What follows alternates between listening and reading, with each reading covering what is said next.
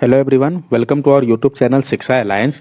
Today we are going to start our daily current affairs session of 6th December in which we will cover important news from several newspapers, PIB and various government sources. So let's begin our session. Our first topic is Annapurna Idol. तो हम जानेंगे Annapurna idol के बारे में. PM has announced that an ancient idol of goddess Annapurna stolen from India about a century ago is being brought back from Canada. PM ने announce किया कि जो एंशियंट आइडल था गॉडेस अन्नपूर्णा का, जिसको कि स्टोल कर लिया गया था इंडिया से सेंचुरी अगो, उसको वापस लाया जा रहा है इंडिया पे कनाडा से. Annapurna also spelled Annapurna is the goddess of food. Annapurna, जिसको कि अन्नपूर्णा भी बोलते हैं, वो गॉडेस ऑफ फूड है. The 18th century idol carved in the Benares was stolen from a temple of Varanasi and smuggled out around 100 years ago somewhere around 1913. जो 18th century का idol था जिसको कि कार्व किया गया था बनारस में, उसको स्टोल कर लिया गया था एक टेम्पल से वाराणसी के और स्मगल कर दिया गया था around 100 year ago somewhat around 1913 पे. Now is part of University of Regina Canada collection at the MacKenzie Art Gallery. और अब ये जो है पार्ट है यूनिवर्सिटी ऑफ रेगिना कनाडा के कलेक्शन का, मैकेंजी आर्ट गैलरी का. The idol holds a bowl of kheer in one hand and a spoon in the other. ये जो आइडल है वो होल्ड कर रहा है एक बोल ऑफ खीर एक हैंड पे और एक स्पून दूसरे पे. ये आप देख सकते हैं. नेक्स्ट टॉपिक हमारा fight fake news BRIC media forum. बोल रहा है फाइट करना है फेक न्यूज से ब्रिक मीडिया के फोरम पे, तो इसके बारे में हम जानेंगे. The fifth BRIC media forum was held virtually recently. जो फिफ्थ ब्रिक मीडिया फोरम था वो अभी हाल ही में हेल्ड हुआ है. At the end of summit representative call for the 5 nation to work together to jointly combat the virus of disinformation in the pandemic era. ये समिट में जो रिप्रेजेंटेटिव थे 5 नेशन के, उन्होंने बोला कि एक साथ वर्क करना है जॉइंटली ताकि कम्बैट किया जा सके जो वायरस है डिसइंफॉर्मेशन का इस पेंडेमिक ईरा पे. कॉन्सर्न क्या है? A common thread among members is a growing problem of disinformation और फेक न्यूज. एक कॉमन थ्रेड जो है मेंबर कंट्री में कि जो बढ़ रहा है प्रॉब्लम डिसइंफॉर्मेशन और फेक न्यूज का. The news media around the world specially daily newspaper and other form of media have taken a big hit during the pandemic. जो न्यूज मीडिया है around the world specially daily newspaper जो है और other form of media जो है उसको सबसे ज्यादा हिट का सामना करना पड़ा इस पैंडेमिक में. This information is being transmitted globally at a warp speed on the so called technology platform notably Facebook, Twitter, Google, WhatsApp and Instagram. और जो दिस इन्फॉर्मेशन है वो ट्रांसमिट कर दिया जा रहा है बहुत ही आसानी से ग्लोबली टेक्नोलॉजी प्लेटफॉर्म की मदद से, जिसमें कि फेसबुक, ट्विटर, गूगल, व्हाट्सएप और इंस्टाग्राम का काफी योगदान है. It was a major threat not just to mainstream media but more importantly to the life and well-being of tens of millions of people and the safety and integrity of society as a whole. ये जो है वो एक major threat है सिर्फ main stream media के लिए ही नहीं बल्कि जो लाइफ है वेलबीइंग है tens of millions of people के लिए और उनके सेफ्टी और इंटीग्रिटी के लिए इस सोसाइटी पे. नीड ऑफ द आवर, जरूरत क्या है अब? The BRIC media forum can make a real difference in the fight against motivated and harmful disinformation by. जो ब्रिक मीडिया फोरम है वो एक रियल डिफरेंस कर सकता है और लड़ सकता है मोटिवेटेड और हार्मफुल डिसइंफॉर्मेशन से. Promoting and strengthening relevant media exchanges, workshop, training of journalist, interaction with technology companies that are willing to work with us to contain and and the manage. Promote करके और strengthen करके relevant media exchange को, workshop को, training करके journalist को, interact करके technology company के साथ और जो उसका विलिंग है वर्क करने के लिए, कंटेन करने के लिए और एंड करने के लिए मैनेज को. Rigorous fact checking and investigation by well trained team of journalist and the new type of specialist fact checking organization can be supplemented by technological solution with the deployment of technology like artificial intelligence in the fight against disinformation specially large scale online harms. Rigorous fact checking और investigation का बात किया जा रहा है well trained team of journalist के द्वारा और एक new type of specialist fact checking organization जो कि सप्लीमेंट करेगा टेक्नोलॉजिकल सॉल्यूशन को, जिसको कोई डिप्लॉय किया जा रहा है टेक्नोलॉजी की मदद से, जैसे कि आर्टिफिशियल इंटेलिजेंस हो गया जो मदद करेगा फाइट करने में अगेंस्ट डिसइंफॉर्मेशन से, स्पेशली जो लार्ज स्केल ऑनलाइन हार्म्स है. अबाउट ब्रिक मीडिया फोरम, तो हम ब्रिक मीडिया फोरम के बारे में जान ले. चाइना जिनजुआ News Agency came up with the idea of BRIC media forum in 2015 to promote media cooperation. जो चाइना का जिनजुआ न्यूज एजेंसी है वो आया था इस आइडिया के साथ ब्रिक मीडिया फोरम का 2015 में ताकि प्रमोट किया जा सके मीडिया के कोऑपरेशन को. द फोरम एम्स टू, जो फोरम था ब्रिक मीडिया फोरम उसका एम क्या था? Establish an efficient coordination mechanism among BRIC media. Establish किया जा सके एक efficient coordination mechanism BRIC media के बीच में. Advance innovation driven media development, एक advance innovation driven media development होना चाहिए. Gather stronger momentum for the development of BRICS country through exchange and pragmatic cooperation under the mechanism. और gather करना है एक स्ट्रॉन्गर मोमेंटम डेवलपमेंट करना है BRICS countries के बीच में, ताकि एक्सचेंज किया जा सके प्रैग्मेटिक कॉपरेशन को इस मैकेनिज्म के अंतर्गत। नेक्स्ट टॉपिक है हमारा Indian peacock soft shell turtle. तो हम जानेंगे Indian peacock soft shell turtle के बारे में। It is a riverine turtle endemic to India, Nepal and Bangladesh. ये एक रिवराइन टर्टल है जो कि इंडेमिक है इंडिया, नेपाल और बांग्लादेश में। तो पूछा जा सकता है कि ये जो टर्टल है वो इंडेमिक किस कंट्री पे है। They are generally omnivorous, predominantly carnivorous and nocturnal. ये जो है वो जनरली ओमनीवोरस है और प्रीडोमिनेंटली कार्निवोरस है एंड नॉक्टर्नल है। कंजर्वेशन स्टेटस जो है इसका, ये वल्नरेबल है IUCN के रेड लिस्ट में। ये जो स्पीशीज है वो लिस्टेड है अंडर अपेंडिक्स 1 में साइट के, प्रोटेक्टेड अंडर शेड्यूल 1 के Indian wild life protection act के, और ये बिलोंग करता है फैमिली ट्राइनोकिडाई के। आप देख सकते हैं इस टर्टल को। नेक्स्ट टॉपिक हमारा माउंट इलील्यूटोलोक। हम जानेंगे अब माउंट इलील्यूटोलोक के बारे में। Mount Ili Lewotolok is located on Lembata island in eastern Indonesia. Mount Ili Lewotolok जो है वो लोकेटेड है हमारे लेम्बाटा आइलैंड पे, ईस्टर्न इंडोनेशिया के। तो पूछ सकता है कि ये माउंटेन कहाँ पे है, तो इंडोनेशिया पे। The volcano has been erupting on and off since October 2017। और इसका जो वोल्केनो है वो इरप्ट कर रहा है सिंस अक्टूबर 2017 से ही। Volcanology and geological hazard mitigation centre raise volcano alert level of the second highest level after sensor pick up increasing activity. और जो वोल्केनोलॉजी और जियोलॉजिकल हैजार्ड मिटिगेशन सेंटर है उसने रेज किया है volcano alert level second highest level का, जब उसने सेंसर पिक किया है इंक्रीजिंग एक्टिविटी को। The mountain is one of the 3 currently erupting in Indonesia along with Merapi on Java island and Sinabung on Sumatra island.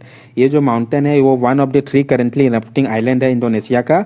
एक है आपका Merapi Java island पे और दूसरा है सियानबंग सुमात्रा आइलैंड पे। There are more than 120 active volcano in Indonesia prone to seismic upheaval due to its location on the Pacific Ring of Fire। और मोर than 120 active volcano है Indonesia पे जो कि प्रोन है सिस्मिक अपीवल के लिए, जिसका लोकेशन जो है पैसिफिक रिंग ऑफ फायर पे है।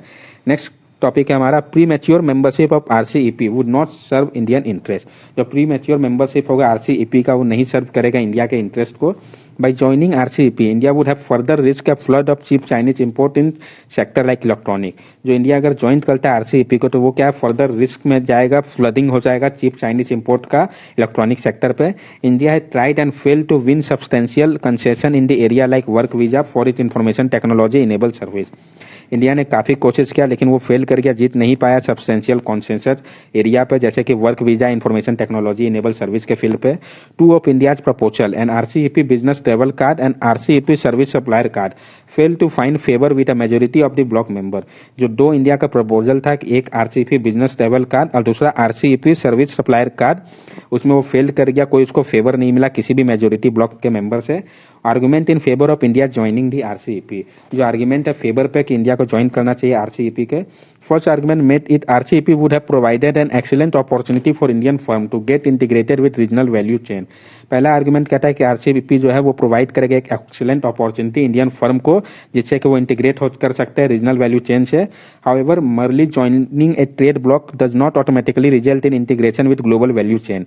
लेकिन सिर्फ ज्वाइन करने से एक ट्रेड ब्लॉक को ये नहीं ऑटोमेटिकली रिजल्ट करेगा एक इंटीग्रेशन में ग्लोबल वैल्यू चेन के।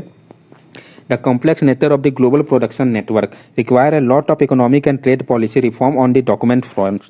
जो कॉम्प्लेक्स नेचर है ग्लोबल प्रोडक्शन नेटवर्क का उसको जरूरत है लॉट ऑफ इकोनॉमिक और ट्रेड पॉलिसी रिफॉर्म का डोमेस्टिक फ्रंट पे। Second important argument made it that India would lose an opportunity to access RCEP common market. और जो दूसरा इंपॉर्टेंट आर्गुमेंट है कि इंडिया जो है वो लूज करेगा जो उसको अपॉर्चुनिटी एक्सेस कर पाने में RCEP कॉमन मार्केट को।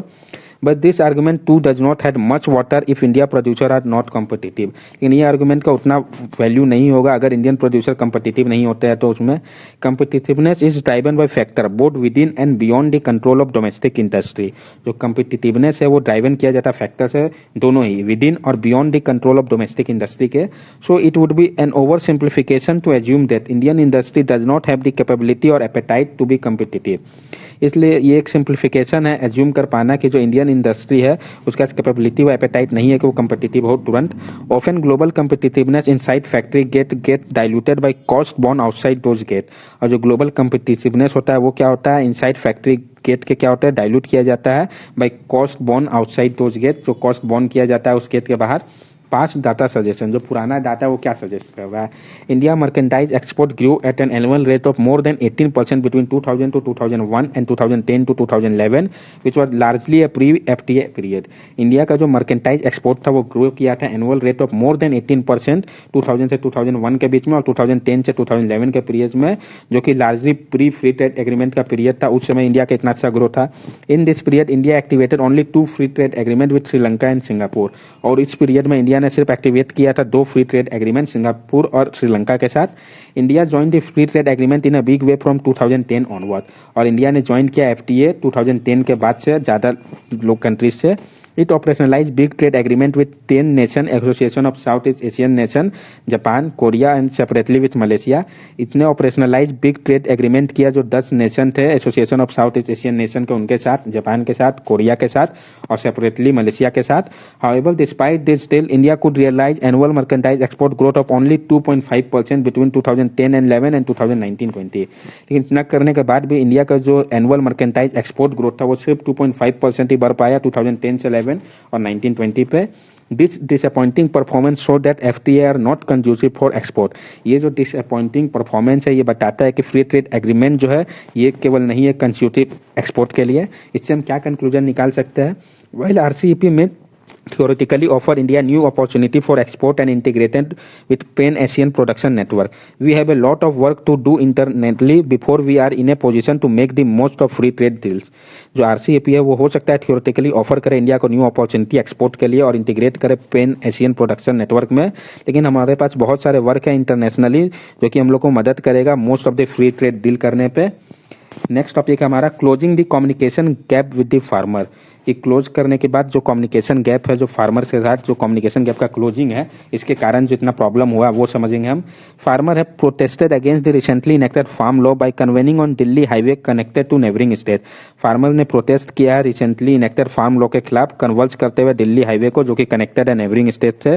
वाई फार्मर्स आर प्रोटेस्टिंग, क्यों फार्मर प्रोटेस्ट कर रहे हैं। There is a gross communication failure on the part of central government to explain to farmer where this law are and how they are intended to benefit them. कि एक cross communication का failure हुआ है part of central government की तरफ से कि उन्होंने अच्छे से एक्सप्लेन नहीं किया फार्मर को कि ये लॉ किस लिए है और किस तरीके से ये उनको बेनिफिट करेगा। Neither do the law say anything about it nor it is the MSP APMC system going to disappear with this law. ना ही ये लॉ बता रहा है कुछ अच्छे तरीके से, ना ही ये एमएसपी व एपीएमसी सिस्टम है जो कि डिसअपियर हो जाएगा इस लॉ से। Nothing can be further from the truth, और कुछ भी छुपा हुआ नहीं है ट्रूथ से। Should government repeal the law, क्या गवर्नमेंट को रिपील कर देना चाहिए इस लॉ को।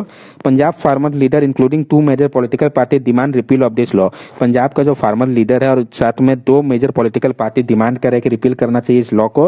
However repealing would mean bringing back control licence raj and the resultant rent seeking. लेकिन अगर रिपील कर दिया जाता है इस लॉ को तो उससे क्या होगा, फिर से वापस से लाइसेंस राज आ जाएगा और रिजल्टेंट क्या होगा, रेंट सीकिंग चालू हो जाएगा।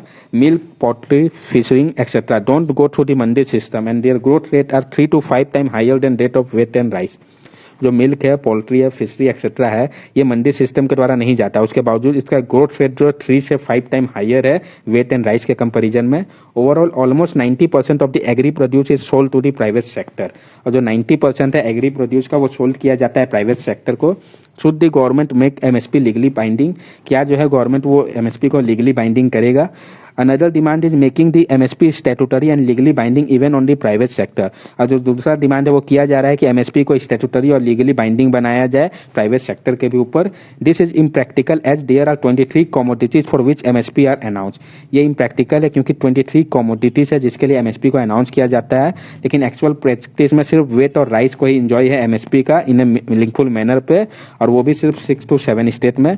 Punjab is the biggest gainer as it is 95 to 98% of market arrival of wheat and paddy are procured at MSP by state agency on behalf of Food Corporation of India। और पंजाब जो है वो biggest gainer है इसका, क्योंकि 95 से 98% जो market का अराइवल होता है वेट और पैडी का उसको प्रोक्योर कर लिया जाता है MSP के प्राइस में स्टेट एजेंसी के द्वारा on behalf of food corporation of India के। Food Corporation of India is overloaded with grain stock that are more than 2.5 times the buffer stock norm। और जो फूड कॉर्पोरेशन ऑफ इंडिया है वो overloaded है grain stock से, जो कि more than 2.5 time है हमारे बफर स्टॉक नॉर्म से। Such high stock indicate massive economic inefficiency in the grain management system. और उतना ज़्यादा हाई स्टॉक क्या इंडिकेट करता है, बहुत ज़्यादा इकोनॉमिक इनएफिशिएंसी है हमारे ग्रेन मैनेजमेंट सिस्टम पे।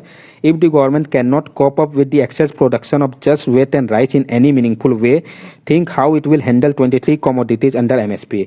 अगर गवर्नमेंट जो है वो कॉप अप नहीं कर सकता है एक्सेस प्रोडक्शन को वेट और राइस का किसी भी मीनिंगफुल तरीके से, तो किस तरीके से वो हैंडल करेगा कमोडिटीज को अंडर एमएसपी के। In case of excess production the government will not have the wherewithal to buy all and stock them without any viable outlet। और जो वो एक्सेस प्रोडक्शन है गवर्नमेंट का, वो क्या होगा, बाई करना सारे स्टॉक को, ये वायबल नहीं होगा। It will massively distort market, make Indian agriculture non competitive and stocking of this will be financially unsustainable. और इससे क्या होगा, मैसिवली ये डिस्टॉर्ट करेगा मार्केट को, इंडियन एग्रीकल्चर को नॉन कम्पिटिटिव बना देगा, और स्टॉकिंग करना इतना लार्ज अमाउंट को वो भी फाइनेंशियली अनसस्टेनेबल हो जाएगा। And then why only 23 commodities, why not 40। फिर उसके बाद बात आएगा कि सिर्फ 23 कमोडिटीज ही क्यों होंगे, 40 क्यों नहीं, और ज्यादा क्रॉप्स क्यों नहीं इंक्लूड किए जाएंगे। This type of state socialism is a sure path to financial disaster. और ये जो स्टेट का सोशलिज्म है वो एक श्योर पाथ है फाइनेंशियल डिजास्टर की तरफ। Option of the price stabilisation scheme, जो ऑप्शन है प्राइस स्टेबलाइजेशन स्कीम का। The third policy option is to use the price stabilization scheme to give a lift to the market price by proactively buying a part of surplus whenever market price crash।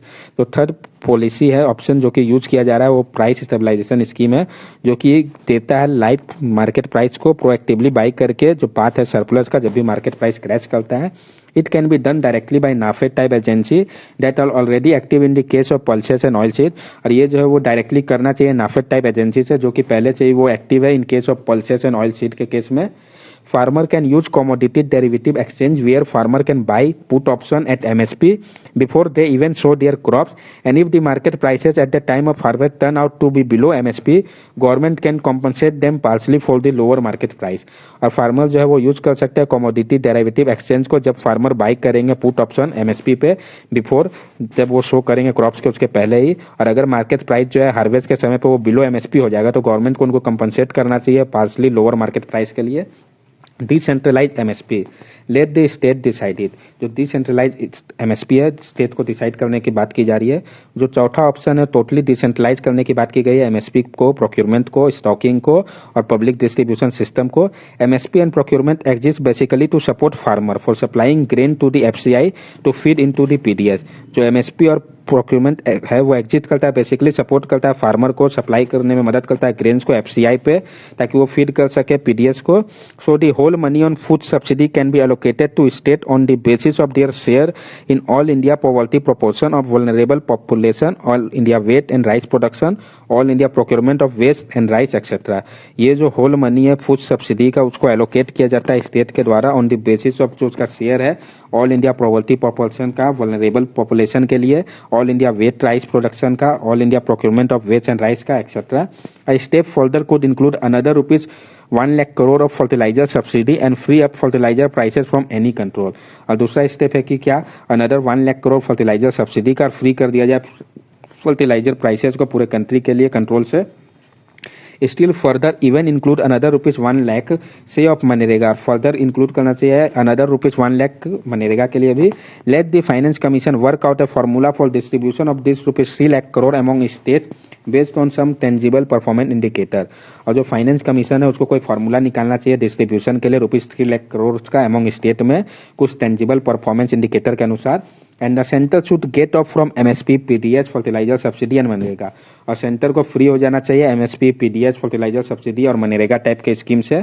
इससे conclusion ये निकलेगा, this would be true decentralisation and can be accomplish provided enough ground work is done well in advance, but will this be acceptable to farmer, leader, opposing state activities, only time will tell.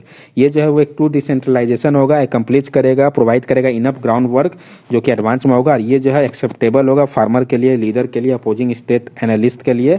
ये तो समय ही बताएगा। आज हम लोगों ने जो पढ़ा था अन्नपूर्णा आइडल, उसमें हम लोगों ने आइडल के बारे में जाना, फिर कौन सा कंट्री लौटा रहा है ये जाना, उसके रिलेटेड फैक्ट को देखा। देन हम लोगों ने किया fight fake news BRIC media forum, इसमें हम लोगों ने देखा कि जो फेक न्यूज के कारण जो प्रॉब्लम हो रहा है फिर कैसे इससे डील करना है, फिर ब्रिक मीडिया फोरम के बारे में जाना। Indian peacock soft shell turtle, तो इसका स्टेटस देखा, इससे रिलेटेड फैक्ट को देखा और ये किस किस कंट्री पे इंडेमिक है। देन हम लोगों ने माउंट लिली लूटॉक को देखा, तो ये कहाँ पे लोकेटेड है। फिर उसके अलावा जो और 2 एक्टिव वॉल्केनो वहाँ पे उसके बारे में जाना और उससे रिलेटेड फैक्ट को देखा। देन हम लोगों ने किया premature membership of RCEP would not serve Indian interest. इसमें हम लोगों ने पूरा फैक्ट देखा कि क्या हो सकता है बेनिफिट, क्या इसके प्रॉब्लम है, सो ऑन। और लास्ट था हमारा closing the communication gap between the farming, जो क्लोज है कम्युनिकेशन गैप फार्मर को लेकर जो प्रॉब्लम है, इश्यूज है और उसका क्या सॉल्यूशन हो सकता है। That's all for daily current affair session. अगर आपको हमारी वीडियो अच्छी लगी हो तो हमारे चैनल को सब्सक्राइब करें, हमारे वीडियो को लाइक करें और ज्यादा से ज्यादा शेयर करें। These are our social media link. From here also you can stay connected with us and give us your valuable feedback. Thank you and have a nice day.